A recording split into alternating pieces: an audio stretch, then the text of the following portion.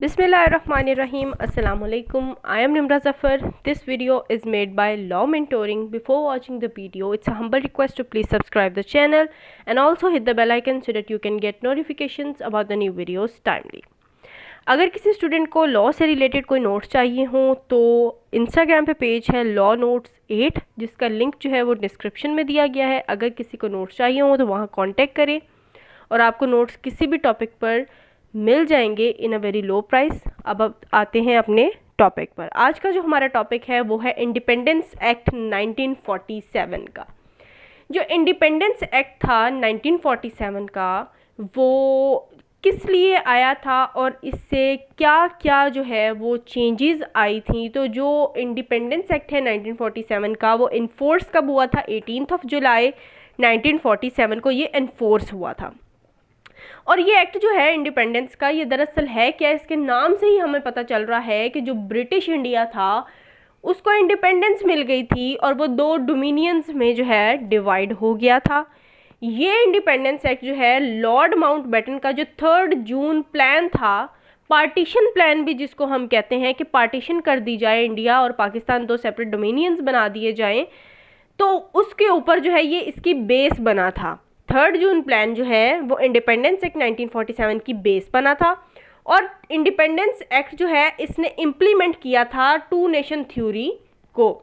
To nation theory किसने दी थी? Sir Syed Ahmed Khan ने दी थी। उन्होंने कहा था कि हिंदू और मुसलमान दो अलग अलग कौमी है तो इनको जो है वो सेपरेट नेशंस तस्वुर किया जाए और हमें अलग कर दिया जाए हिंदुओं से, हमें अलग सरजमीन दे दी जाए, अलग वतन बना दिया जाए हमारा। ठीक है, तो इंडिपेंडेंस एक्ट के थ्रू जब दो इंडिया और पाकिस्तान दो सेपरेट डोमिनियंस बन गए, दो सेपरेट स्टेट्स बन गई, तो फिर इसका मतलब है कि इस एक्ट ने इम्प्लीमेंट कर दिया किसको? Two nation theory given by sir Syed Ahmed Khan.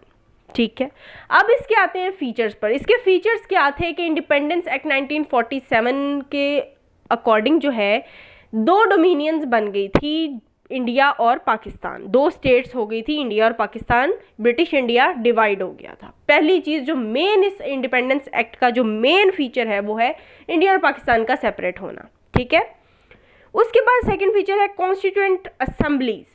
Constituent assemblies जो है उनको फुली सोवरेन कर दिया गया था। इंडिया की जो कॉन्स्टिट्यूएंट असेंबलीज थी वो सेपरेट हो गई थी, पाकिस्तान की जो कॉन्स्टिट्यूएंट असेंबलीज थी वो सेपरेट हो गई थी। और जो क्राउन था उसने ये कहा था कि जो कॉन्स्टिट्यूएंट असेंबलीज हैं वो फुली सोवरेन है अब, और वो अपना कॉन्स्टिट्यूशन जो है वो बना सकती है। मतलब दोनों स्टेट इंडिया और पाकिस्तान अपना अपना कॉन्स्टिट्यूशन बनाने के लिए अब फुली सोवरेन है। तो कॉन्स्टिट्यूशन किसने बनाना था? कॉन्स्टिट्यूएंट असेंबलीज ने, और उनको जो है वो फुली सोवरेन करार दे दिया गया था। थर्ड फीचर है governor general of new dominions. दो डोमिनियंस बनी, इंडिया और पाकिस्तान सेपरेट हो गए।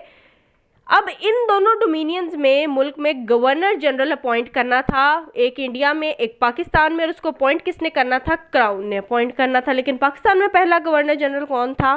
कायदे आजम थे। उसके अब बाद फोर्थ फीचर आ जाता है office of secretary of the state was abolished. जो सेक्रेटरी ऑफ स्टेट जो थी, जो कि बनाया गया था 1935 के इंडिया एक्ट के अकॉर्डिंग, एक सेक्रेटरी ऑफ स्टेट बनाया गया था जो गवर्न करेगा मुल्क के मामलात को, उसके ऑफिस को अबॉलिश कर दिया गया, ख़त्म कर दिया गया, क्योंकि ब्रिटिश इंडिया जो है वो इंडिया और पाकिस्तान में डिवाइड हो गया था। तो अब जो है गवर्नर जनरल जो होगा दोनों डोमिनियंस का जो गवर्नर जनरल होगा वो न्यू ब्यूरोक्रेसी जो है उसको अपॉइंट करेगा, न्यू ब्यूरोक्रेट्स को लेकर आएगा अपने अकॉर्डिंग, अपनी मर्जी से। उसके बाद फिफ्थ जो इसका फीचर है वो है आर्म्ड फोर्सेस डिवीजन, कि जब इंडिया और पाकिस्तान सेपरेट हुआ था तो हर चीज़ की डिवीजन हुई थी। स्टेट जो है प्रिंसली स्टेट्स थी उनकी भी डिवीजन हुई थी, आर्मी की डिवीजन हुई थी, उसके अलावा जो पैसे थे जो है उसकी भी डिवीजन हुई थी, हर चीज़ की डिवीजन हुई थी। ठीक है, आर्म्ड फोर्सेस की डिवीजन हुई थी, लेकिन एयर फोर्स और नेवी जो थे उनको डोमिनियंस को नहीं दिया गया, वो ब्रिटिशर्स के पास ही थी। ठीक है, उसके बाद एग्जिस्टिंग इंस्ट्रूमेंट, जो उस वक्त जो है पार्टीशन से पहले जो इंस्ट्रूमेंट्स थे, डॉक्यूमेंट्स थे, जो लॉज थे, वो जो है नो मोर इफेक्टिव, वो दोबारा जो है उनकी इफेक्टिवनेस ख़त्म हो गई, वो इफेक्टिव नहीं होंगे। अब दोनों डोमिनियंस जो है वो अपने अपने लॉज बनाएंगे, एक्सेप्ट ऑर्डिनरी लॉज। जो ऑर्डिनरी लॉज जो हैं पहले से बने हुए हैं उसको एज अ इंटरम कॉन्स्टिट्यूशन जो है वो यूज़ किया जा सकता है। जैसे पाकिस्तान ने सबसे पहले इंडिया एक्ट 1935 जो है उसी को जो है इंटरम कॉन्स्टिट्यूशन अपना बनाया था, जब तक जो है उनका अपना कॉन्स्टिट्यूशन नहीं बनता। उसके बाद जो है बंगाल का जो प्रोविंस था उसको सेपरेट कर दिया गया था, डिवाइड कर दिया गया था ईस्ट बंगाल में और वेस्ट बंगाल में। जो ईस्ट बंगाल था वो पाकिस्तान को दे दिया गया था और जो वेस्ट बंगाल था वो इंडिया के पास चला गया था।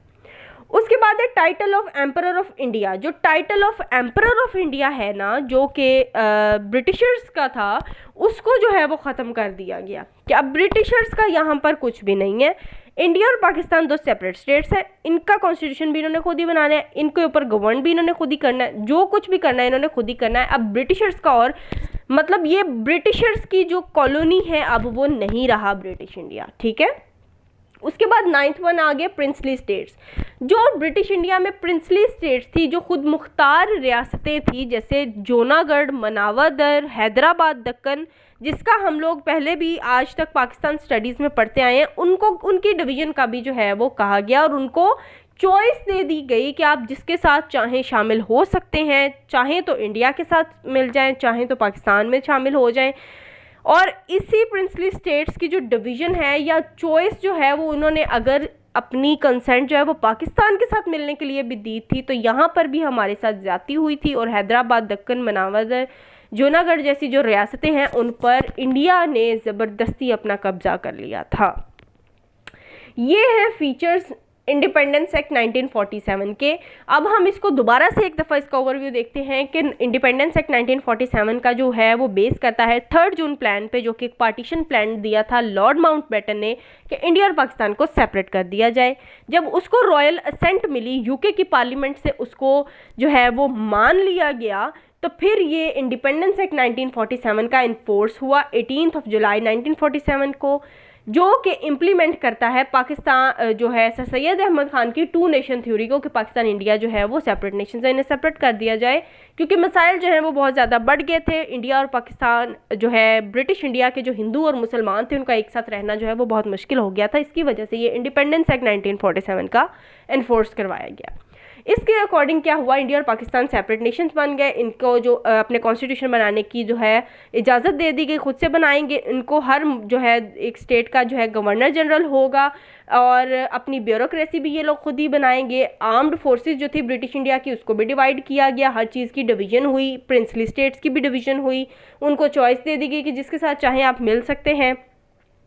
जो पुराने जो लॉज थे ब्रिटिश इंडिया के वो जो है उसकी इफेक्टिवनेस ख़त्म हो गई। अब हर डोमिनियन, दोनों डोमिनियंस जो अपने अपने लॉज बनाएंगे और जो प्रोविंस ऑफ बंगाल है उसको ईस्ट और वेस्ट में डिवाइड किया गया। ईस्ट बंगाल जो है पाकिस्तान का हिस्सा बन गया, वेस्ट बंगाल जो है वो इंडिया का हिस्सा बन गया। और अब जो है वो दोनों स्टेट्स के ऊपर ब्रिटिशर्स का कोई कंट्रोल नहीं होगा, ये इंडिपेंडेंट सोवरेन स्टेट्स होंगी। और इसका इंडिपेंडेंस एक्ट 1947 का जो रिज़ल्ट है वो क्या निकला कि इस 1947 के इंडिपेंडेंस एक्ट को एडमिट किया गया, एक्सेप्ट किया गया। हिंदूज़ ने भी इसे एक्सेप्ट किया, मुसलमानों ने भी किया, इंडिया और पाकिस्तान दोनों ने इसे एक्सेप्ट कर लिया। Widely, it was widely accepted और इसको कंसीडर किया गया पीस विदाउट वॉर, कि जंग के बगैर जो है वो अमन कायम हुआ है इसकी सूरत में, इंडिपेंडेंस एक्ट 1947 की सूरत में। So this was all about our today's lecture. Thanks for watching the video, and if you like the video then don't forget to like, share and comment. Thank you so much.